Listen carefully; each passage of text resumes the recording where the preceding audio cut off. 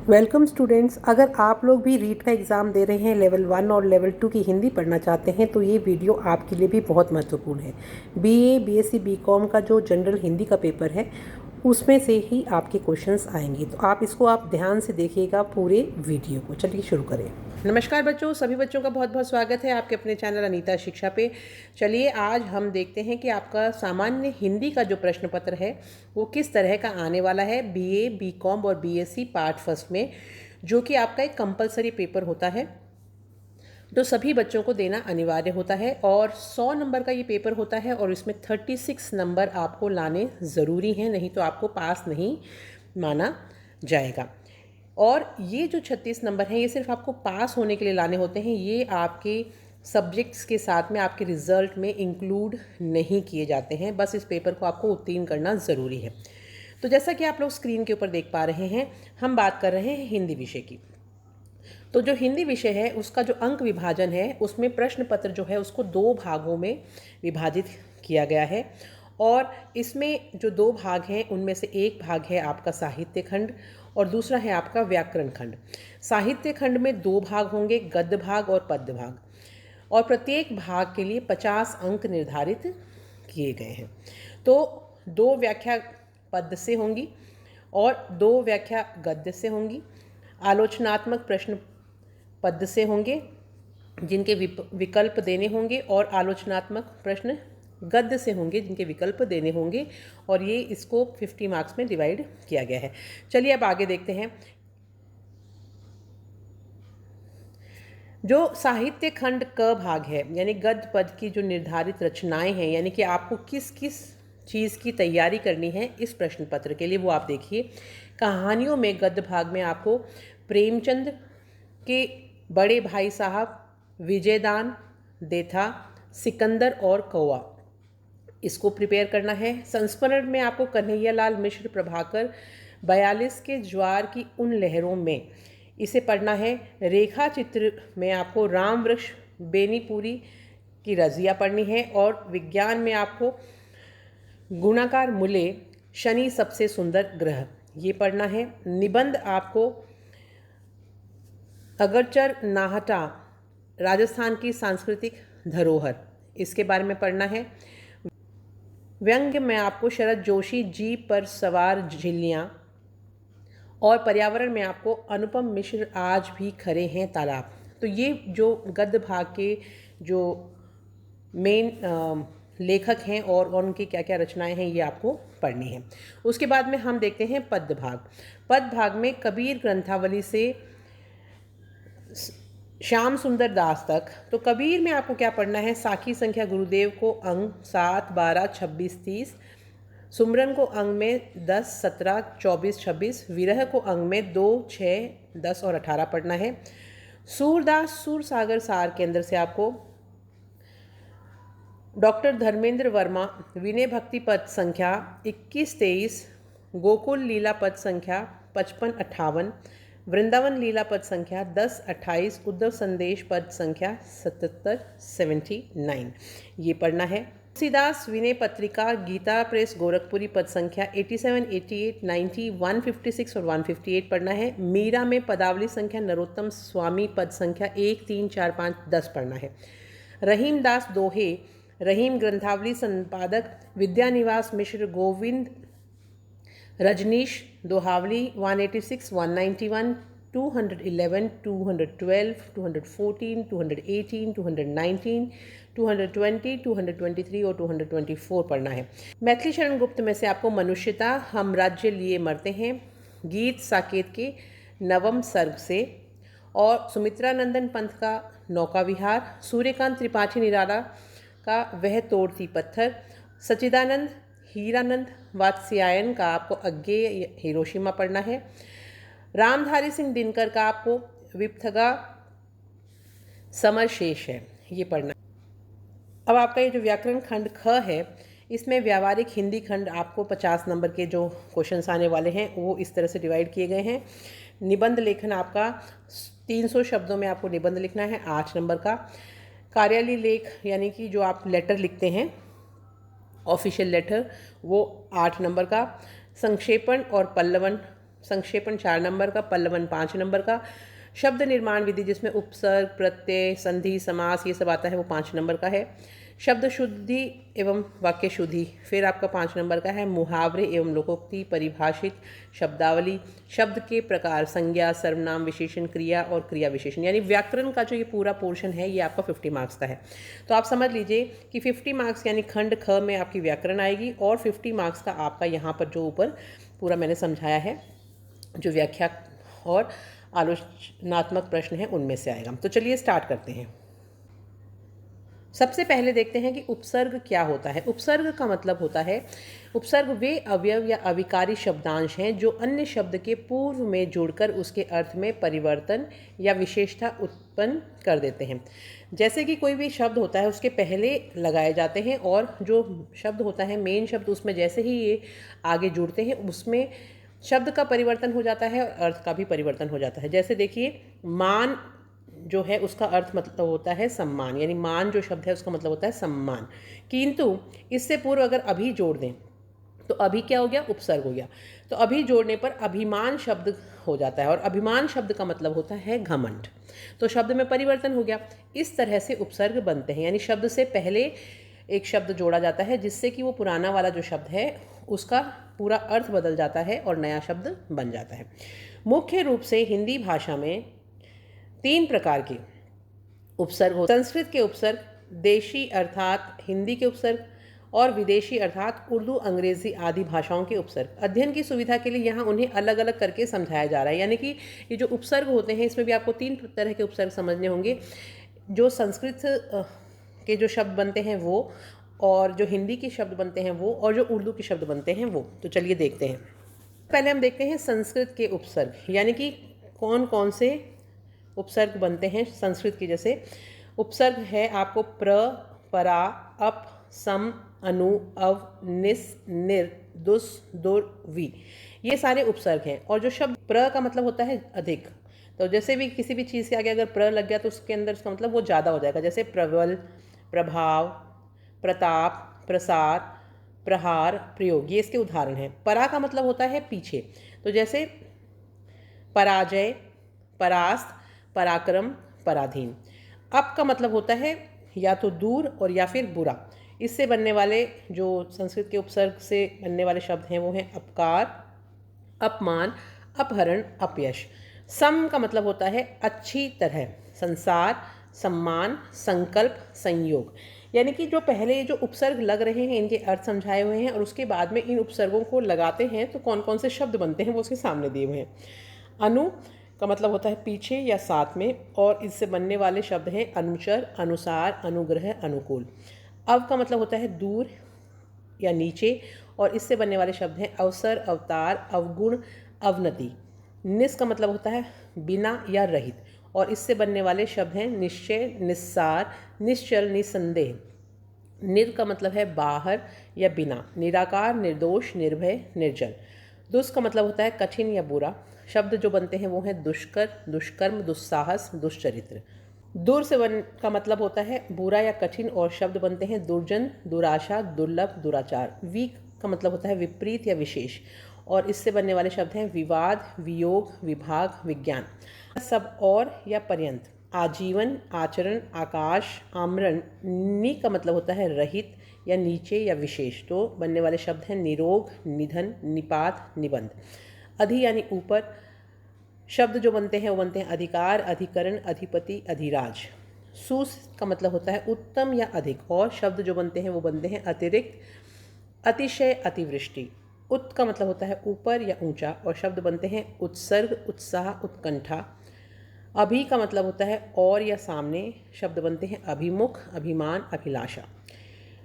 प्रति का मतलब होता है विपरीत, प्रत्येक, प्रतिकार, प्रतिवाद, प्रतिक्षण। परि का मतलब होता है सब और पूर्ण, यानी परिवर्तन, परिणाम, परिहार। उप का मतलब होता है नीचे, गौण। उपवन, उपकार, उपचार, उपयोग। तो ये सब इससे बनने वाले शब्द हैं।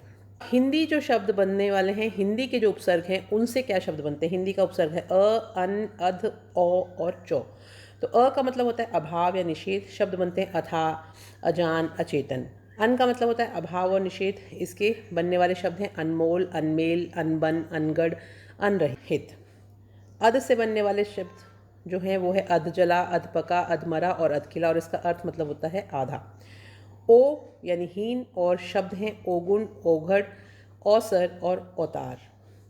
चौ का मतलब होता है चार और चौपड़, चौमासा, चौराहा और चौमुख। और भी कुछ उपसर्ग देखिए, पर, भर, दु, ती, नी, स, उन और कु, ये सब हिंदी के उपसर्ग हैं। पर का मतलब होता है दूसरा, शब्द बनते हैं परदेश, परकोटा, प्रकाश, परहित। भर का मतलब होता है पूरा और शब्द बनते हैं भरपेट, भरपूर, भरसक। दु का मतलब होता है बुरा और शब्द बनते हैं दुमुहा, दुरंगा और दुबला। ती का मतलब होता है तीन, शब्द बनते हैं तिपाई, तिरंगा, तिराहा। नी का मतलब होता है अभाव, निकम्मा, निहत्था, निठल्ला। स से बनने वाले जो शब्द हैं, स का पहले अर्थ होता है सहित और शब्द बनते हैं सजग, सपूत, सकाम। उन का मतलब होता है कम और शब्द बनते हैं 19, 29, 49, 79। कु का मतलब कुलक्षण, कुसंगति, कुपुत्र, कुटेब, कुमार्ग, कुसंगति, और कु का मतलब होता है बुरा। तो चलिए, अब हमने देख लिए संस्कृत के उपसर्ग और उनसे बनने वाले शब्द, हिंदी के उपसर्ग और उनसे बनने वाले शब्द। हम कुछ उर्दू, अरबी और फ़ारसी जो शब्द हैं, उपसर्ग हैं, उनसे बनने वाले शब्द और देख लेते हैं, जिनको हम विदेशी उपसर्ग कहते हैं। दर, दर का मतलब होता है मैं, दरअसल, दर दर, दर हकीकत। हर का मतलब होता है प्रत्येक, हर रोज़, हर साल, हर चीज़, हर दम। हम का मतलब होता है समान, हमदर्द, हम उम्र, हम सफ़र, हम शक्ल। बद का मतलब होता है बुरा, बदनसीब, बदनाम, बदमाश, बदतर। ना का मतलब होता है अभाव, नादान, नापसंद, नाचीज़, नाराज़। बा का मतलब होता है अनुसार या साथ, और इसके अर्थ हैं बाकायदा, बाअदब, बाजबान, बामू, लिहाजा। बे का मतलब होता है अभाव या बिना, बेईमान, बेगुनाह, बेहिसाब, बेबुनियाद। ला का मतलब होता है बिना, लापता, लावारिस, लाचार, लाइलाज। सर का मतलब होता है अंत और ऊंचा, सरहद, सरताज, सरकार और सरदार। गैर का मतलब होता है रहित, दूसरा, गैर हाजिर, गैर कामयाब। खुश का मतलब होता है अच्छा, खुशनसीब, खुशदिल, खुशबू, खुश शामद। और कम का मतलब होता है हीन और अर्थ बनते हैं कमज़ोर, कमबख्त, कम हिम्मत, कमकश। अंग्रेज़ी के उपसर्ग जैसे सब, हेड और एक्स, ये उपसर्ग अंग्रेज़ी के हैं। सब का मतलब होता है छोटा, हेड का मतलब होता है प्रमुख और एक्स का मतलब होता है मुक्त। इनसे बनने वाले शब्द देखिए, sub inspector, sub registrar, head master, head office, head constable. Ex से बनने वाले ex principal, ex commissioner, ex director. उपसर्ग के बाद में अब हम जान लेते हैं कि प्रत्यय क्या होते हैं। प्रत्यय वो शब्द होते हैं जो किसी शब्द के पीछे लगते हैं। जैसे उपसर्ग आगे लगते हैं, नया शब्द बनता है, प्रत्यय किसी शब्द के पीछे लगते हैं और नया शब्द बनता है, उसको बोलते हैं प्रत्यय। चलिए परिभाषा देख लेते हैं। प्रत्यय वे शब्दांश हैं जो शब्द के अंत में लगकर उसके अर्थ में विशेषता या परिवर्तन उत्पन्न कर देते हैं। जैसे दुकान, शब्द में दार प्रत्यय लगाने पर नया शब्द बनता है दुकानदार। इसका अर्थ होगा वह व्यक्ति जिसकी दुकान है। प्रत्यय प्रमुख रूप से 4 प्रकार के होते हैं: स्त्री प्रत्यय, क्रिया प्रत्यय, कृत प्रत्यय और तद्वित प्रत्यय। अब ये प्रत्यय जो है इनको भी हम समझ लेते हैं कि जो सबसे पहले हमने देखा कि स्त्री प्रत्यय। स्त्री प्रत्यय क्या होता है? स्त्री प्रत्यय मतलब जिन शब्दों के अंत में शब्दांश लगाकर शब्द के रूप को स्त्रीलिंग में बदल देते हैं, उसे हम स्त्री प्रत्यय कहते हैं। जैसे आ, जो आ प्रत्यय है वो बाल के आगे लग गया आ तो बन गया बाला, ठीक है। ई प्रत्यय जो है वो सुंदर के आगे लग गया तो बन गया सुंदरी। आनी प्रत्यय जो है वो सेठ के आगे लग गया तो बन गया सेठानी। तो ये सब स्त्री प्रत्यय हो गए। तो हम क्रिया प्रत्यय क्या होते हैं? वे शब्दांश धातु के अंत में जुड़कर क्रियाएं बनाते हैं। जैसे खा के पीछे लग गया या तो बन गया खाया, लिख के पीछे आ बन गया तो बन गया लिखा, लिख के पीछे ई लगा दिया तो हमने बन गया लिखी। ये होते हैं क्रिया प्रत्यय। उसके बाद में कृत प्रत्यय क्या होते हैं? वे प्रत्यय जो क्रिया के अंत में लगाकर उनका नया अर्थ यानी संज्ञा, विशेषण आदि प्रकट करते हैं। जैसे मिलन के आगे अगर हम सार लगा देते हैं तो बन जाता है मिलनसार। डरना प्लस वाला, डरने वाला। इन प्रत्ययों के योग में मिलनसार, डरने वाला शब्द बने हैं।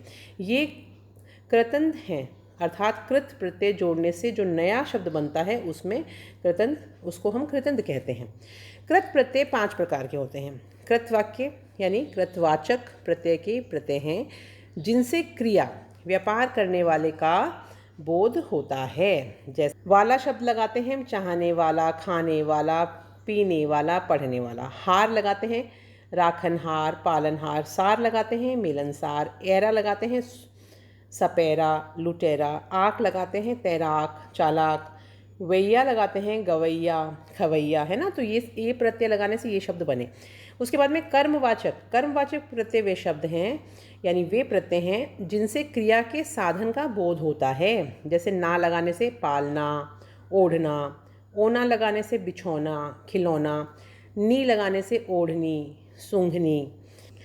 उसके बाद में देखिए करणवाचक प्रत्यय से प्रत्यय हैं जिनसे क्रिया के साधन का बोध होता है। जैसे आ से आ लगा देते हैं मैला बन गया, ठेला बन गया। ई से खांसी, फांसी। नी से कतरनी, छलनी। आनी से मथानी। ना से पालना, बेलना। न से लेखन, बेलन। भाववाचक जिनसे भाव क्रिया के व्यापार का बोध होता है। जैसे आई और आव, जैसे पढ़ाई, चढ़ाई, चढ़ाव, बनाव। ना, न और नी से चलन, पढ़ना, उछलनी। आन और आवट से मिलान, सजावट। आ और ई से समझ, फेरा, बोली। औता और औती से समझौता और मनौती। आय और आया से मिलाए और दिलाया। क्रियाबोधक जिनसे क्रिया के होने का भाव प्रकट होता है। जैसे हुआ यानी खाता हुआ, पढ़ता हुआ। ता जैसे जाता, गाता। त्वद्वित प्रत्यय वे प्रत्यय जो क्रिया शब्दों के पीछे ना लगाकर अन्य शब्दों, संज्ञा, सर्वनाम, विशेषण के पीछे लगते हैं। जैसे पान वाला, मोटर वाला। कुछ प्रमुख प्रत्यय निम्नलिखित हैं। जैसे कृतवाचक जिनसे क्रिया के कर्ता का बोध होता है। उदाहरण देखते हैं। एरा, कसेरा, लुटेरा, सपेरा। आर या हारा, सुनार, लुहार, कहार, पालनहार, सृजनहार, पनिहार। वाला, ई या उआ, घर वाला, मिठाई वाला, भंडारी, तेली, मछुआ। संबंधवाचक जिनके लगने से संबंध का बोध होता है। जैसे प्रत्यय आल और जा, ननिहाल, ससुराल, भतीजा, भांजा। एरा और ओई, ममेरा, फुफेरा, बहनोई। भाववाचक जिनके लगने से भाव का बोध होता है। आई और ईमा, ऊंचाई, महिमा, लालिमा। आटा और आपा, सन्नाटा, बुढ़ापा। पन, आ और आका, लड़कपन, बचपन, आशा, निराशा, लड़ाका, धमाका। त्व, त और ता से बनने वाले पुरुषत्व, स्त्रीत्व, रंगत, संगत, प्रभुता, लघुता। अनवाचक जिनके लगने से पदार्थ की लघुता या हीनता का बोध होता है। जैसे प्रत्यय हैं ई, इया और आ, पहाड़ी, मकड़ी, खटिया, बिटिया, बबुआ, मनुआ। री, ली और टी, गठरी, कोटरी, पोटली, मछली और लंगोटी। क्रमवाचक जिनके लगने से शब्द के क्रम का बोध होता है। जैसे आ, रा और ठा, पहला, दूसरा, छठा। सादृश्यवाचक जिनके लगने से सादृश्य का बोध होता है। जैसे सा, हरा और हला। हरासा, कालासा, दुहरा, तिहरा और पहला। स्थानवाचक जिनके लगने से स्थान का बोध होता है। जैसे स्थान वाला और आना, हिंदुस्तान, दिल्ली वाला, राजपुताना। ई और इया, पंजाबी, बनारसी, जयपुरिया, अमृतसरिया। गुणवाचक जिनके लगने से पदार्थ के गुण का बोध होता है। जैसे वान, मान, इला, इक। गुणवान, दयावान, श्रीमान, धीमान, रंगीला, शर्मीला और धार्मिक। ई, आलू या आ से बनने वाले, भारतीय, कृपालु, दयालु, प्यासा और दुलारा। स्त्रीवाचक जिनसे स्त्रीलिंग बनाया जा सके। जैसे आ, आइन और आनी, रमा, शिवा, पंडिताइन, बबुआइन, नौकरानी, शिवानी। अपत्यवाचक जिनके लगने से संतान भाव का बोध होता है। जैसे वसु से वासुदेव, भृगु से भार्गव, रघु से राघव और पांडु से पांडव। सर्ग और प्रत्यय के बाद में हम देख लेते हैं अब संधि क्या होती है, और संधि को परिभाषित करते हुए स्वर संधि के भेदों को भी हम स्पष्ट करेंगे। तो जिस तरह से एक क्वेश्चन मान लीजिए आपको आ गया कि संधि को परिभाषित करते हुए स्वर संधि के भेदों को स्पष्ट कीजिए, या फिर स्वर संधि से आप क्या समझते हैं इसके भेदों का उदाहरण सहित उल्लेख कीजिए। तो आपको किस तरह से उत्तर देना है वो आप देखिए। दो वर्णों के मेल से होने वाले विकार को संधि कहते हैं। वर्णों के आधार पर संधि के तीन भेद होते हैं, स्वर, व्यंजन और स्वर संधि। यानी कि जो दो वर्ण मिलते हैं उनको मिला के हम एक नया शब्द बनाते हैं जिसको हम संधि कहते हैं।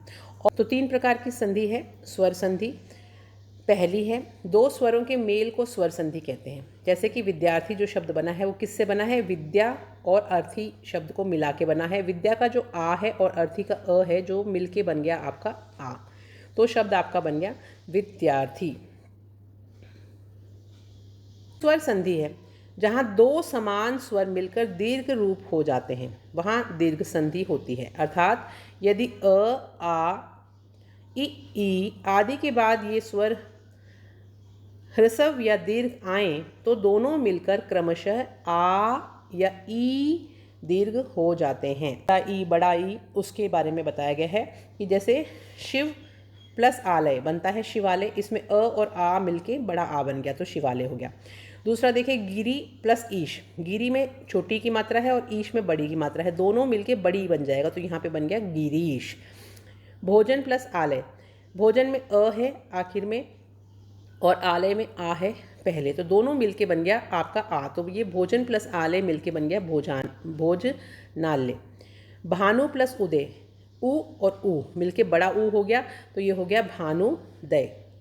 अब गुण संधि क्या होती है, जहाँ अ या आ के बाद ई या उ अथवा री आए तो दोनों मिलाकर क्रमशः ए ओ अर हो जाता है। अब उदाहरण से समझते हैं। जैसे देव प्लस इंद्र जो शब्द है वो देवेंद्र कैसे बना, क्योंकि देव का अ और इंद्र का ई दोनों जो मिल गए तो ये ए बन गया, तो इसलिए हमने यहाँ पे इसको देवेंद्र कर दिया। उसी तरह से देव प्लस ईश, ये देवेश कैसे बना, देव का अ और ईश का ई दोनों मिलके बन गए आपके ए, इसलिए हो गया देवेश। चंद्रोदय कैसे बना, उ, ये जो आपका अ प्लस उ है ये मिलके बन गया ओ, तो ये हो गया चंद्रोदय। देव प्लस ऋषि में, देव में अ है ऋषि में री है, अ और री मिलके अर बन गया तो ये बन गया देवर्षि। अगला देखते हैं वृद्धि संधि। यदि अ अथवा आ के पश्चात ए अथवा ए आए तो दोनों के स्थान पर ए तथा ओ अथवा औ आए तो दोनों के स्थान पर ओ हो जाता है। अब देखिए उदाहरण देखते हैं। नव प्लस ऐश्वर्य, नव में क्या है, आखिर में है अ और ऐश्वर्य में है ए, तो ये दोनों मिलके क्या बन गया, ए बन गया, तो नव प्लस ऐश्वर्य से बन गया नवैश्वर्य। ठीक है। उसी तरह से दूसरा शब्द देखिए, सदा प्लस एव, सदैव कैसे बना, इसका आ और इसका ए दोनों मिलके हमारा बन गए ए, तो ये ए हो गया। परम प्लस औषधि, परमौषधि कैसे बना, परम प्लस औषधि बन गया परमौषधि, कैसे बना, इसका अ और इसका ओ मिलके औ हो गया। ठीक है। महा ओजस्वी, महा और ओजस्वी मिलके महोजस्वी बना, क्यों, क्योंकि आ और औ दोनों मिलके बन गए आपके आओ। ठीक है। अब देख लेते हैं आखिरी जो संधि है वो है यण संधि। यानी यदि ई उ और री के बाद कोई स्वर भिन्न आए तो ई आदि के स्थान पर ई का या उ का व और री का र हो जाता है, र के नीचे हलंत लगेगा। जैसे यदि और अपि दोनों मिलके बन गया यद्यपि, तो ये जो द है ये कैसे बना, इसका ई और इसका अ ये दोनों मिलके आपका द बन गया, तो इसलिए यद्यपि हो गया। अति और आवश्यक, इसमें अत्यावश्यक शब्द कैसे बना वो देखते हैं। अति का ई और आवश्यक का आ दोनों मिलके या बन गया, तो ये हो गया हमारा अत्यावश्यक। अब अगला शब्द देखिए, मधु और आलय, मध्वालय कैसे बन गया, इसका उ और इसका आ मिलके वाह हो गया, इसलिए ये जो शब्द है ये मद वाले बन गया। गुरु और औदार्य, गुरु प्लस औदार्य जो शब्द है उसका गुरुवोदार्य कैसे बना? उ और ओ मिल के आपका वो बन गया। यदि ए और ओ औ के बाद कोई भिन्न स्वर आए तो क्रमशः ए का अय और ए का आय और ओ का अव और औ का आव हो जाता है। इसको उदाहरण से देखने की कोशिश कीजिए। जैसे शब्द दिया हुआ है न प्लस अन, है ना, एक दिया हुआ है न और दूसरा दिया है अन, तो ये नयन बन गया। कैसे बना अब ये नयन वो देखते हैं। इसका ए था, इसका अ था, दोनों मिलके य बन गया, इसलिए नयन बन गया। न और अक, इसका बन गया नायक। लेकिन ये बना कैसे? इसमें ए और अ दोनों मिलके आय हो गया, इसलिए नायक बन गया। अगला शब्द देखिए, पो प्लस अन बन गया पवन। पो प्लस अन पवन कैसे बना?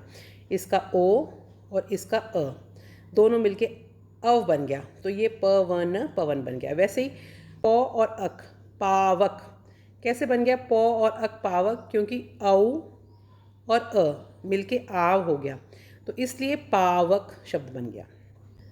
अब दूसरा प्रश्न देखिए, संधि को परिभाषित करते हुए व्यंजन संधि का विवेचन कीजिए।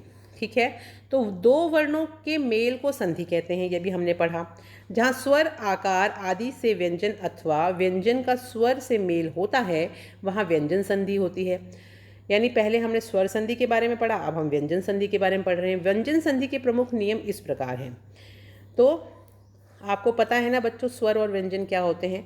जो हम अ आ ई पढ़ते हैं पूरा, वो हमारा स्वर होता है, और क ख ग घ ड़ जो हम शत्रज्ञ तक पढ़ते हैं वो हमारे व्यंजन होते हैं। तो स्वर से बनने वाले स्वर संधि और व्यंजन से बनने वाले व्यंजन संधि। जब क च ट त प के बाद किसी वर्ग या का तीसरा या चौथा वर्ण आए अथवा य र ल व या कोई स्वर आए तो क च त ट प के स्थान पर इन्हीं के वर्ग का तीसरा वर्ण हो जाता है। इसको आप जितना ज़्यादा लिख के समझेंगे उतना आपको अच्छी तरह से समझ में आएगा। जैसे शब्द दिया हुआ है दिख प्लस गज, क किन हलंत लगा हुआ है इसलिए दिख, तो दिख प्लस गज, तो ये जो शब्द है दिख प्लस गज ये बनता है हमारा दिग्गज। अब ये दिग्गज कैसे बना? देखिए, क प्लस तीसरा वर्ण यानी ग और मतलब आधा ग और पूरा ग, ये आप इसमें परिवर्तित हो जाएगा, तो दिग्गज हो गया ये। उसी तरह से देखिए दिक और भ्रम, तो दिग्भ्रम बनता है। कैसे बनता है? क प्लस तृतीय वर्ण दोनों मिलके क्या बन गया? हलंत वाला ग, तो ये हो गया दिग्भ्रम। नेक्स्ट देखिए, सत प्लस वाणी, सत प्लस वाणी बन गया सद्वाणी। अब त प्लस व दोनों मिलके क्या बन गया? हमारा द बन गया, इसलिए सत प्लस वाणी जो है वो चेंज किस में हो गया? सतवाणी में बदल गया। प्लस भ्रम दिग्भ्रम हो गया। क्यों? क्योंकि क और तृतीय वर्ण मिलके बन गया था हमारा ग।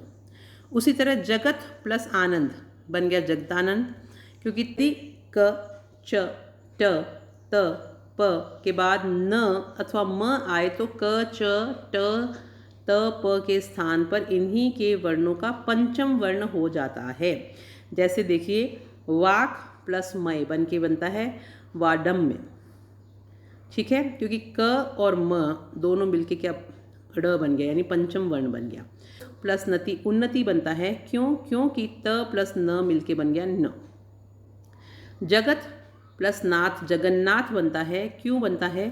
क्योंकि त और न मिलके न बन गया है। म के पश्चात कोई स्पर्श व्यंजन आए तो म के स्थान पर अनुस्वार अथवा स्पर्श व्यंजन का पंचम वर्ण हो जाता है। जैसे अहम प्लस कार बन जाता है अहमकार। क्यों? क्योंकि म और क जो है वो आपका यहाँ पर अनुस्वार में परिवर्तित हो गया। सम प्लस गम बनता है संगम। क्यों? क्योंकि म और ग जो है वो अनुस्वार में परिवर्तित हो गया है। जब त और द के बाद ल आए तो त द ल में बदल जाते हैं, और न के बाद यदि ल आए तो न अनुनासिक के साथ ल हो जाता है, अर्थात उत प्लस लास बन जाता है उल्लास। और ये उत प्लस लास जो है, ये उल्लास कैसे बना वो यहाँ देखिए, त प्लस ला जो मिलके बना लल्ला। महान प्लस लाभ, ये महालाभ हो जाता है। और क्यों बना? क्योंकि न प्लस ला मिलके बन गया लला। तो महान प्लस लाभ महालाभ और उत प्लस लास उल्लास, छोटा ल और बड़ा ल दोनों आएंगे। यदि वर्णों के अंतिम वर्णों को छोड़कर शेष वर्णों के बाद ह यानी हलंत वाला ह आए तो ह पूर्व वर्ण के वर्ण का चतुर्थ वर्ण हो जाता है। ह के पूर्व वाला वर्ण अपने वर्ग का तीसरा यानी तृतीय वर्ण हो जाता है। उदाहरण देखते हैं, आप सिर्फ उदाहरण समझेंगे तो आपको ज़्यादा से ज़्यादा समझ में आएगा। जैसे उत प्लस हथ उद्वत कैसे बना? क्योंकि त और ट मिलके ध बन जाता है, तो ये उद्वत हो गया। दूसरा देखिए, उत प्लस हार उद्धार कैसे बना? कि त प्लस ह ध हो गया। वाघ प्लस हरि वाघहरि कैसे बना? क्योंकि क और ह मिलके ग हो गया है। इनको समझ लेंगे तो उदाहरण आपको आराम से समझ में आ जाएंगे। तो स्वर के बाद यदि छ आए तो छ के पहले च जुड़ जाता है। जैसे देखिए, परि और छेद का परिच्छेद, तो यहाँ पर ई और छ मिलके चच बन गया।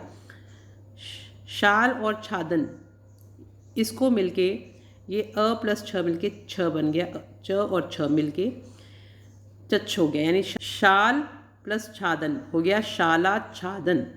कार और तवर्ग का शकार और च वर्ग के योग में शकार हो जाता है और चवर्ग तथा शकार के साथ ट वर्ग का योग होने से शकार और टवर्ग हो जाता है। उदाहरण देख लेते हैं, आप इन उदाहरणों को समझिए। रामस प्लस शेते बन जाता है रामस शेते।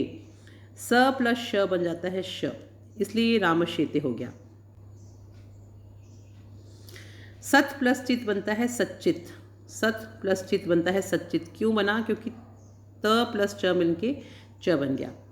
महत प्लस छत्र बनता है महच्चत छत्र। और क्यों बना? क्योंकि त और छ मिलके च हो गया हलंत वाला।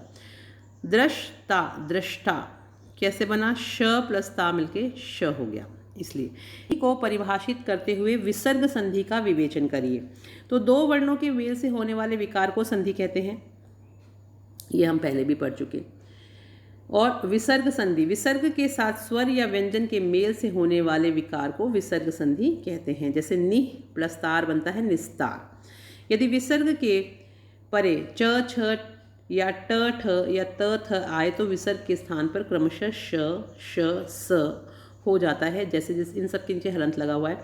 जैसे निह प्लस चय बनता है निश्चय, मरु प्लस थल बनता है मरुस्थल, निह प्लस छल बनता है निश्चल और नम प्लस ते बनता है नमस्ते। धनु प्लस टंकार बनता है धनुष टंकार और नी प्लस ठुर बनता है निष्ठुर। यदि ई या ऊ के बाद विसर्ग हो और विसर्ग के बाद र हो तो विसर्ग लुप्त हो जाते हैं, ई और ऊ में बदल जाते हैं। जैसे निह प्लस रोग निरोग, निह प्लस रव नीरव, निह प्लस रस नीरस और निह प्लस रज नीरज। यदि विसर्ग के बाद श श स में से कोई हो तो विसर्ग में परिवर्तन नहीं होता या उसके स्थान पर आगे वाला वर्ण हो जाता है। जैसे निह प्लस शेष, अगर ये शब्द दिया हुआ है तो ये बन जाता है निःशेष या निश्चेष। निह प्लस संदेह निःसंदेह या निस्संदेह। उसी तरह से दु प्लस साहस दुस्साहस या दुसाहस, दु प्लस शासन दुशासन दुशासन या दुशासन।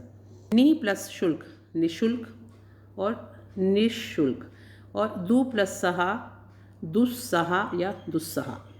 विसर्ग से पहले अ हो और विसर्ग के परे अ से भिन्न कोई स्वर हो तो विसर्ग का लोप हो जाता है। जैसे अतः प्लस एव अतएव बन जाता है।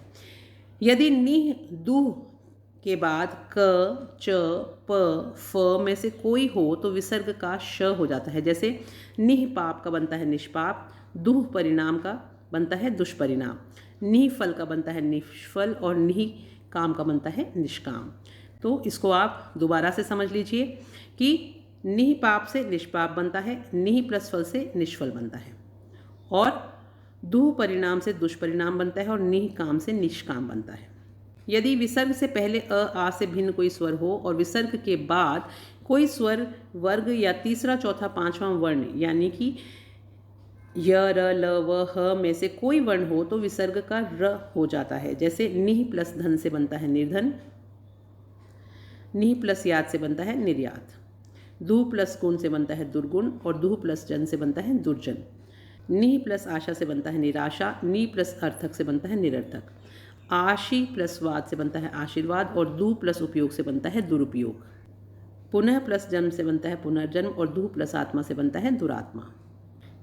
यदि विसर्ग से पहले अ हो और बाद में किसी वर्ग का तीसरा चौथा पांचवा वर्ण अथवा य र ल व ह में से कोई वर्ण हो तो विसर्ग का अर्थ ओ हो जाता है। जैसे अब देख लेते हैं उदाहरण। मन प्लस हर मनोहर। पय प्लस द पयोद। मन प्लस विकार मनोविकार। अध प्लस गति अधोगति।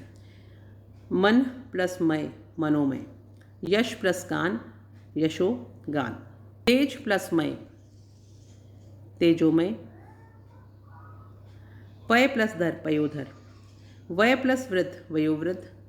मन प्लस ज मनोज। मन प्लस योग मनोयोग। मन प्लस विकार मनोविकार। अध प्लस गति अधोगति। यदि विसर्ग से पहले अ हो और विसर्ग के बाद क अथवा प हो तो विसर्ग में परिवर्तन नहीं होता। जैसे प्रातः और काल का प्रातः काल हो जाएगा। पय प्लस पान का पैपान हो जाएगा। अंत प्लस करण का अंतःकरण हो जाएगा और अधः प्लस पतन का अधः पतन हो जाएगा। ये सेम टू सेम वैसा ही लिखा जाएगा, कोई परिवर्तन नहीं होगा। अब कुछ उदाहरण। निम्नलिखित शब्दों का संधि विच्छेद कर प्रत्येक में विद्यमान संधि का नामोल्लेख कीजिए। तो यहाँ पे शब्द दिए हुए हैं। तथैव में संधि विच्छेद करेंगे तो बनेगा तथा प्लस एव वृद्धि संधि। सज्जन का बनेगा सत प्लस जन व्यंजन संधि। अध्यादेश अधि प्लस आदेश यण संधि। पवन पो प्लस अन आयादि संधि। प्रणाम प्रण प्लस आम दीर्घ संधि। उल्लास उत प्लस लास व्यंजन संधि। नमस्ते नमः प्लस ते विसर्ग संधि। निरोग नी प्लस रोग विसर्ग संधि। हितकांक्षी हित आकांक्षी यानी दीर्घ संधि। हरिश्चंद्र हरि प्लस चंद्र विसर्ग संधि। अछूतोद्वार अछूत प्लस उद्धार गुण संधि। अलंकार अलम प्लस कार व्यंजन संधि। यशोदा यश प्लस दा विसर्ग संधि। अन्वेषण अनु प्लस एशन यण संधि। उत प्लस भव व्यंजन संधि। रामायण राम प्लस अयन दीर्घ संधि। सूक्ति सु प्लस उक्ति दीर्घ संधि। परमेश्वर परम प्लस ईश्वर गुण संधि। शरद चंद्र शरद प्लस चंद्र व्यंजन संधि। उद्धरण उत प्लस हरण व्यंजन संधि। निम्नलिखित शब्दों का संधि विच्छेद करके प्रत्येक में विद्यमान संधि का नामोल्लेख कीजिए। तो समझ लेते हैं। संधि है रत्नाकार रतन प्लस आकार दीर्घ संधि। अभिशेष्ट अभि प्लस ईष्ट दीर्घ संधि। विच्छेद वी प्लस छेद व्यंजन संधि। वाडम्य वाक प्लस मय व्यंजन संधि। वधुत्व वधूत प्लस उत्सव दीर्घ संधि। जगदीश जगत प्लस ईश व्यंजन संधि। यशोगान यश प्लस गान विसर्ग संधि। रमेश रमा प्लस ईश गुण संधि। दुर्गम दुर्गम प्लस गम विसर्ग संधि। नयन ने प्लस अन आयादि संधि। प्रातः काल प्रातः प्लस काल विसर्ग संधि। नदीश नदी प्लस ईश दीर्घ संधि। आशीर्वाद आशी प्लस वाद विसर्ग संधि। मतैक्य मत प्लस ऐक्य वृद्धि संधि। उन्मेष उत प्लस मेष व्यंजन संधि। रेखांकित रेखा प्लस अंकित दीर्घ संधि। उपर्षि देव प्लस ऋषि गुण संधि। संरक्षक सम प्लस रक्षक व्यंजन संधि। दुर्शासन दुर प्लस शासन विसर्ग संधि। और अब हमारा नेक्स्ट टॉपिक है समास। समास क्या होता है? समास को परिभाषित करते हुए उनके प्रमुख भेदों की विवेचना कीजिए। समास शब्द सम प्लस आस से बना है। सम का अर्थ है संक्षिप्त और सुंदर तथा आस का अर्थ है कथन। इस प्रकार समास का अर्थ है संक्षिप्त सुंदर कथन। दो या अधिक शब्दों के बीच की विभक्ति अवयव आदि हटाने से शब्द का नया छोटा रूप बनता है। इस प्रक्रिया को समास कहते हैं। संक्षिप्त सुंदर रूप से कहना समास है। संक्षिप्त रूप करने के लिए विभक्ति आदि को हटाया जाता है। जैसे राजा का पुरुष तो राज पुरुष।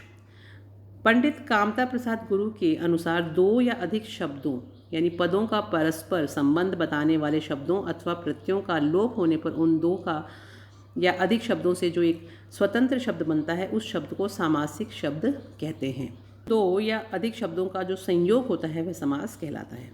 संधि और समास के कुछ साम्य हैं, कुछ अंतर भी हैं। संधि और समास दोनों ही शब्दों के रूप को छोटा बनाते हैं, नए शब्द बनाते हैं। अंतर यह है कि संधि में अक्षरों का मेल होता है और समास में शब्दों का मेल होता है। वापिस समझिए कि संधि में अक्षरों का मेल होता है और समास में शब्दों का मेल होता है। ये अंतर है। किंतु यह विभक्ति आदि को हटाकर होता है। समास से बने शब्द को समस्त पद कहते हैं। संधि युक्त शब्द को स्पष्ट करना विच्छेद कहलाता है और समास युक्त जो शब्द को स्पष्ट करता है वह विग्रह कहलाता है। राजपुत्र का विग्रह है राजा का पुत्र। समास में संधि हो सकती है किंतु संधि में समास नहीं हो सकता। तो बच्चों ये ध्यान रखिएगा कि समास में संधि हो सकती है लेकिन संधि में समास नहीं हो सकता। समास के भेद। समास के भेद कुछ विद्वान 4 मानते हैं। फिर कर्मधारय, दिगु, नच, मध्यम पदलोपी और तत्पुरुष के भेद बताते हैं। समास के भेद इस प्रकार हैं। तत्पुरुष, नच तत्पुरुष, मध्यम पदलोपी तत्पुरुष, अलुक तत्पुरुष, कर्मधारय, दिगु, बहुब्रीहि, द्वंद्व, अवयवी और समास, अवयवी भाव समास। तत्पुरुष समास क्या होता है? तत्पुरुष समास में पहले पद की विभक्ति का लोप होता है। इस समास का उत्तर पद प्रधान होता है। जैसे राजपुत्र, इसमें पुत्र पद प्रधान है। राजा के साथ की का विभक्ति लुप्त है। जैसे विभक्तियों के लोप के आधार पर इस समास के 6 भेद होते हैं। कर्म तत्पुरुष, करण तत्पुरुष, संप्रदान तत्पुरुष, अपादान तत्पुरुष, संबंध तत्पुरुष और अधिकरण तत्पुरुष। पहले देख लेते हैं हम कि कर्म तत्पुरुष क्या है। समस्त पद और विग्रह। ग्रामगत यानी ग्राम को गत। चिड़ी मार यानी चिड़ियों को मारने वाला। गगनचुंबी, गगनचुंबी का मतलब होता है गगन को चूमने वाला। ये कर्म तत्पुरुष है। करण तत्पुरुष के उदाहरण देखिए। तुलसीकृत, तुलसी के द्वारा लिखा यानी तुलसी द्वारा कृत। अकाल पीड़ित, अकाल से पीड़ित। जेब कतरा, जेब को काटने वाला। संप्रदान तत्पुरुष देखिए। राह खच, राह के लिए खच। पाठशाला, पाठ के लिए शाला। हथकड़ी, हाथ के लिए कड़ी। अपादान तत्पुरुष। पथ भ्रष्ट, पथ से भ्रष्ट। बंधन मुक्त, बंधन से मुक्त। धनहीन, धन से हीन। गुणहीन, गुण से हीन। देश निकाला, देश से निकाला। संबंध तत्पुरुष। गंगा तट, गंगा का तट। जीवन साथी, जीवन का साथी। अमृत धारा, अमृत की धारा। घुड़दौड़, घोड़े की दौड़। अधिकरण तत्पुरुष में देखिए लोकप्रिय, लोक में प्रिय। रण कौशल, रण में कौशल। गृह प्रवेश, गृह में प्रवेश। वनवास, वन में वास। तत्पुरुष समास के और भेद हैं। अलुक तत्पुरुष, नच तत्पुरुष, मध्यम पदलोपी तत्पुरुष और उपपद समास। अलुक तत्पुरुष जब समस्त पद के प्रथम पद की विभक्ति बनी रहे, उसका लोपन ना हो, तब वहाँ अलुक तत्पुरुष होते हैं। जैसे सिज यानी सरसी में विभक्ति चिन्ह है, विभक्ति का लोप नहीं हुआ, इसका अर्थ है सरोवर में जन्मा। मनसिज, मन में जन्मा। मनसी में विभक्ति लुप्त नहीं है। खेचर, आकाश में चर। युधिष्ठिर, युद्ध में स्थिर। इनमें विभक्ति चिन्ह लुप्त नहीं है। ये सब अलुक तत्पुरुष के उदाहरण हैं। नच तत्पुरुष अभाव या निषेध के अर्थ में पहले पद के शुरू में न, अ, अन में से कोई जुड़ा रहता है। ऐसा समास नच तत्पुरुष होते हैं। जैसे अन्याय, न और न्याय। अस्थिर, न प्लस स्थिर। अनिच्छा, न प्लस इच्छा। अनुपयोगी, न प्लस उपयोगी। नास्तिक, न प्लस आस्तिक। अजर, न प्लस जर। अमर, न प्लस मर। ना समझ, नहीं समझ। अधर्म, न धर्म। मध्य पदलोपी समास जिस समास में विभक्ति के अतिरिक्त कोई भी पद लुप्त रहता है वह मध्यम पदलोपी तत्पुरुष समास कहलाता है। तत्पुरुष में तो प्रथम पद के बाद ही विभक्ति की लुप्त रहती है, किंतु मध्यम पदलोपी में विभक्ति तथा कोई पद भी लुप्त रहता है। जैसे उदाहरण देखते हैं। पर्णकुटी, पत्तों से बनी हुई निर्मित कुटी। इसमें से निर्मित पद लुप्त है, इसलिए यहाँ मध्यम पदलोपी तत्पुरुष समास है। दही बड़ा, दही में डूबा हुआ बड़ा। बैलगाड़ी, बैलों से खींची जाने वाली गाड़ी। वन मानुष, वन में रहने वाला मानुष। तत्थान, धृत से युक्त अन्न या धृत से पकाया अन्न। गणेश, गोबर से बना गणेश। उपपद समास, यहाँ यह भी तत्पुरुष समास का भेद है। इस समास का अंतिम पद क्रिया या प्रत्यय से बना होता है, संज्ञा विशेषण आदि से नहीं बना होता। जैसे आज्ञाकारी यानी आज्ञा प्लस कारी। आदेश यानी आज्ञा को मानने वाला। जलद यानी जल प्लस ज, जल में जन्म या उत्पन्न या जन होने वाला या जल में जन्म लेने वाला। लाभप्रद, लाभ प्लस प्रद, लाभ प्रदान करने वाला। इसी प्रकार जलचर, नपचर, भयप्रद, जलद, मध्यस्थ, गृहस्थ, शोकर, हर, शोखर, कर्तव्यनिष्ठ, हृदयंगम, विहंगम, पयोद, नीतिज्ञ, राम बोला, मुँह बांगा, मन चाहा, मन चीता आदि। हैं कर्मधारय समास। कर्मधारय समास में एक पद विशेषण और दूसरा पद विशेष्य होता है, या एक पद उपमान और दूसरा उपमेय होता है। जैसे नील गाय, नीली गाय या नीली है जो गाय, नीली विशेषण या गाय विशेष्य। पीताम्बर, पीताम्बर पीत यानी पीला, और जो अंबर वस्त्र या पीत प्लस अंबर। काली मिर्च, काली है जो मिर्च। शुभ कार्य, शुभ है जो कार्य। महाजन, महान है जो जन। महापुरुष, महान है जो पुरुष। महाराज, महान है जो राजा। महाकवि, महान है जो कवि। कर, कमल, कर यानी हाथ, रूपी यानी कमल, यानी कर उपमेय, कमल उपमान। मुख चंद्र, मुख रूपी चंद्र। चंद्रमुख, चंद्रमा के समान मुख। चंद्र अपमान और मुख उपमेय। धन श्याम, धन यानी बादल और श्याम यानी काला। भव सागर, भव रूपी संसार रूपी सागर। महात्मा, महान आत्मा। लोह पुरुष, लोह के समान पुरुष। द्विगु समास, जिस समास का पहला पद निश्चित संख्यावाचक विशेषण होता है और दूसरा विशेष्य, उसे द्विगु समास कहते हैं। निश्चित संख्यावाचक विशेषण समूह समाहार का अर्थ होता है। द्विगु समास कर्मधारय समास का ही भेद है। इन दोनों में अंतर यह है कि द्विगु समास का पहला पद निश्चित संख्या विशेषण होता है और कर्मधारय समास का पहला पद दूसरे प्रकार का विशेषण होता है, संख्यावाचक नहीं है। जैसे पंचवटी, 5 वटों का समूह। तिराहा, 3 राहों का समूह या मिलन। त्रिलोक, 3 लोकों का समूह। नवरात्र, 9 रातों का समूह। षट ऋतु, षट यानी 6 ऋतुओं का समूह। ब्रह्मास यानी 12 महीनों का समूह। चौराहा, 4 राहों का समूह या मिलन। सप्ताह, 7 दिनों का समूह। शताब्दी, 100 वर्षों का समूह। त्रिभुवन, 3 भवनों का समूह। पंचपात्र, 5 पात्रों बर्तनों का समूह। षट दर्शन, षट यानी 6 दर्शनों का समूह। द्विगु समास के अन्य उदाहरण। अब द्विगु समास के उदाहरण देखिए। पंसेरी, चवन्नी, अठन्नी, 12 आना, सतसई, त्रिफला, नौलखा, त्रिलोकी आदि। अगला समास बहुब्रीहि समास। समास में आए पदों को छोड़कर जब किसी अन्य पदार्थ की प्रधानता हो तो उसे बहुब्रीहि समास कहते हैं। इस समास में 2 शब्द मिलकर आते हैं और तीसरा ही अर्थ प्रकट करता है। जैसे पीताम्बर, पीता प्लस अंबर अर्थात विष्णु, यानी बहुब्रीहि समास के 4 भेद हैं। पहला है समानाधिकरण बहुब्रीहि। इसमें सभी पद प्रथमा अर्थात कर्ता कारक की विभक्ति के होते हैं, किंतु समस्त पद द्वारा जो अन्य उक्त होते हैं वह कर्म, करण, संप्रदान, अपादान, संबंध, अधिकरण आदि विभक्त रूपों में ही उक्त हो जाते हैं। जैसे जीती गई इंद्रियां हैं जिसके द्वारा है, यानी जितेंद्रिय करण में उक्त है।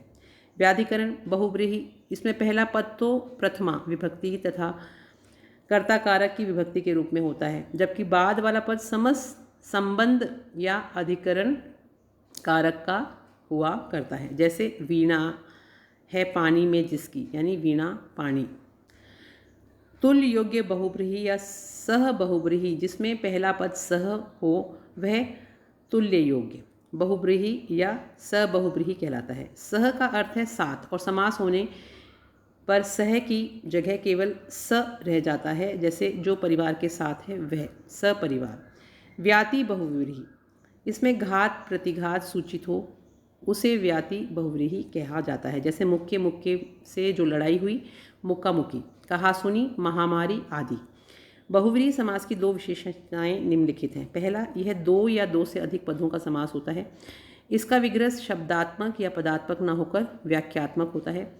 इसमें अधिकतर पूर्व पद कर्ता कारक का होता है या विशेषण। इस समास से बने पद विशेषण होते हैं, अतएव उनका लिंग विशेष्य के अनुसार होता है। इसमें अन्य अर्थ प्रदान होता है। बहुब्रीहि समास के उदाहरण देखिए। दशानन, दश है आनंद जिसके अर्थात रावण। पीताम्बर, पीत है अंबर जिसका अर्थात विष्णु। शेखर, चंद्र है शिखर पर जिसके अर्थात शिव। करपात्री, यानी कर है पात्र जिसका। चतुर्भुज, 4 हैं भुजाएं जिसकी। उदर, लंबा है उदर जिसका, यानी अर्थात गणेश। और वीणा पानी, वीणा है पानी में जिसके अर्थात सरस्वती। कर्मधारय व बहुब्रीहि में अंतर यह है कि कर्मधारय में उत्तर पद यानी दूसरा पद प्रधान होता है, किंतु बहुब्रीहि का कोई पद प्रधान नहीं होता, वहाँ कोई और भी पद प्रधान होता है।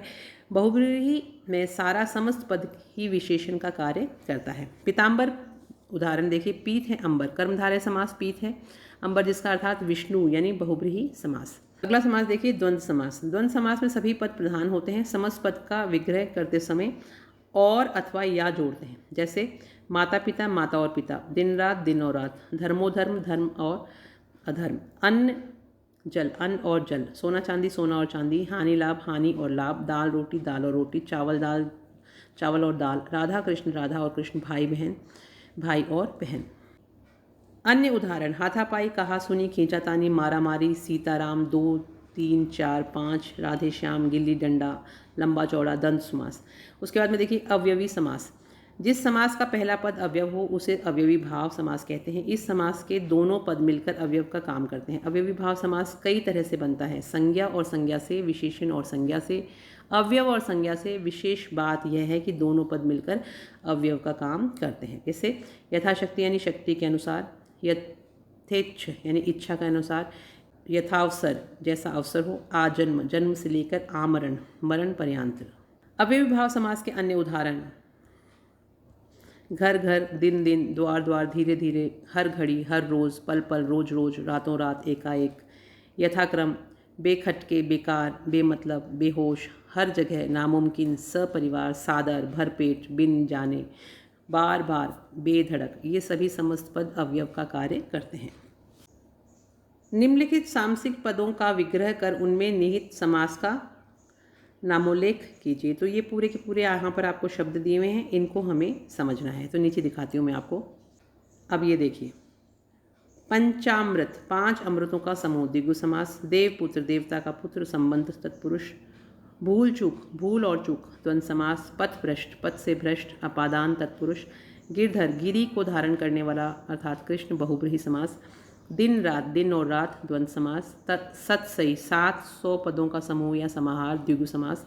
लोह पुरुष, लोहे के समान पुरुष, कर्मधारय। राजमाता, राजा और की माता, संबंध तत्पुरुष। गंगा तट, गंगा का तट, संबंध तत्पुरुष। आजीवन, जीवन पर्यंत, अवयवी समास। दही बड़ा, दही में डूबा हुआ बड़ा, तत्पुरुष समास। सपरिवार, परिवार सहित, अवयवी भाव समास। चंद्रमुखी, चंद्र के समान मुख वाली, कर्मधारय समास। दशानंद, 10 हैं आनंद जिसके, अर्थात रावण, बहुब्रीहि समास। नवरत्न, 9 रत्नों का समाहार या समूह, द्विगु समास। पाप पुण्य, पाप और पुण्य, द्वंद्व समास। द्वित संगति, सज्जनों की जो संगति, कर्मधारय समास। हस्तलिखित, हाथ से लिखा हुआ, करण तत्पुरुष। हवन सामग्री, हवन के लिए सामग्री, संप्रदान तत्पुरुष। राष्ट्रपति, राष्ट्र का पति, संबंध। आप बीती, आप पर बीती, अधिकरण तत्पुरुष। प्रतिदिन, प्रतिदिन यानी अवयवी भाव। नीलकंठ, नीले कंठ वाला अर्थात शिव, बहुब्रीहि समास। विश्वामित्र, विश्व का मित्र, ऋषि का नाम, बहुब्रीहि समास। अपुत्र, पुत्र नहीं है जिसके ऐसा व्यक्ति, अवयवी भाव और बहुब्रीहि। भेड़ बकरी, भेड़ और बकरी किंतु डरपोक, द्वंद्व और बहुब्रीहि समास। उपराष्ट्रपति, उपराष्ट्रपति, अवयवी भाव। और प्रश्न देख लेते हैं। निम्नलिखित सामासिक पदों का विग्रह कर उनमें निहित समास का नामोल्लेख कीजिए। श्वेतांबर, श्वेत है जो अंबर, कर्मधारय समास। चौमासा, 4 मासों का समाहार समूह, द्विगु समास। शीतोष्ण, शीत और उष्ण, द्वंद्व समास। असंभव, न संभव, नत समास। नीलाकाश, नीला है जो आकाश, कर्मधारय समास। हर रोज यानी अवयवी भाव। देशभक्ति, देश के लिए भक्ति, संप्रदान तत्पुरुष समास। कृष्ण सर्प, कृष्ण काला है जो सर्प, कर्मधारय। धन श्याम, धन के समान श्याम, कर्मधारय। लंबोदर, लंबा है उदर जिसका, अर्थात गणेश, बहुब्रीहि। महात्मा, महान आत्मा, कर्मधारय समास। राधे श्याम, राधे और श्याम, द्वंद्व समास। लेखा जोखा, लेखा और जोखा, द्वंद्व समास। एकाएक, एक एक, अवयवी भाव। दिगंबर, दिक यानी दिशा, अंबर यानी वस्त्र जिसके, अर्थात नग्न, बहुब्रीहि समास। यथेष्ट, इष्ट के अनुसार, अवयवी। अष्टाध्यायी, 8 अध्यायों का समाहार या समूह, द्विगु समास। कर कमल, कर रूपी कमल, कर्मधारय। शरणागत, शरण में आगत अर्थात शरण में आया हुआ, अधिकरण। विद्या विहीन, विद्या से विहीन, अपादान तत्पुरुष। सूर्य चंद्रमा, सूर्य और चंद्रमा, द्वंद्व समास। रणभूमि, रण के लिए भूमि, संप्रदान तत्पुरुष। युद्ध कुशल, युद्ध में कुशल, अधिकरण तत्पुरुष। चंद्रशेखर, चंद्र है शिखर पर जिसके, अर्थात शिव यानी बहुब्रीहि समास। मृगनयनी, मृग के समान नयन यानी नेत्र वाली, कर्मधारय समास। सिया राम, सिया पर राम, द्वंद्व समास। घर घर, प्रत्येक घर। और जलज, जल में उत्पन्न होने वाला, दोनों अवयवी तत्पुरुष समास। जो यहाँ तक हमारा अभी आज हमने पढ़ा उपसर्ग, प्रत्यय और संधि, विच्छेद और समास। अगली कक्षा में हम पढ़ेंगे शुद्धिकरण, और आगे का जो आपका आधा सिलेबस रह गया है उसको हम कंप्लीट करेंगे। तो इन 2 वीडियोस के माध्यम से आप अपनी जनरल हिंदी पूरी कर पाएंगे। तो आई होप आपको ये वीडियो अच्छा लगा होगा, आपको सब कुछ समझ में आया होगा। इसको आप अच्छे से पढ़ लीजिएगा और नेक्स्ट वीडियो में शुद्धिकरण और उससे आगे के जो आपके एग्ज़ाम में क्वेश्चंस आने वाले हैं उनके बारे में हम डिस्कस करेंगे। चलती हूँ, और अगर आपको वीडियो अच्छा लगा हो, आपको नॉलेज बढ़ा हो, तो जाने से पहले वीडियो को लाइक ज़रूर कर दीजिएगा, अपने दोस्तों के साथ शेयर करिएगा ताकि ज़्यादा से ज़्यादा बच्चों तक ये पहुँचे, और बेल आइकन को भी प्रेस कर दीजिएगा कि ताकि अगला वीडियो आते ही आपको उसका नोटिफिकेशन मिल जाए। चलती हूँ, have a nice day, do well in your exams, thank you, और चैनल को सब्सक्राइब करना बिल्कुल मत भूलिएगा। Thank you.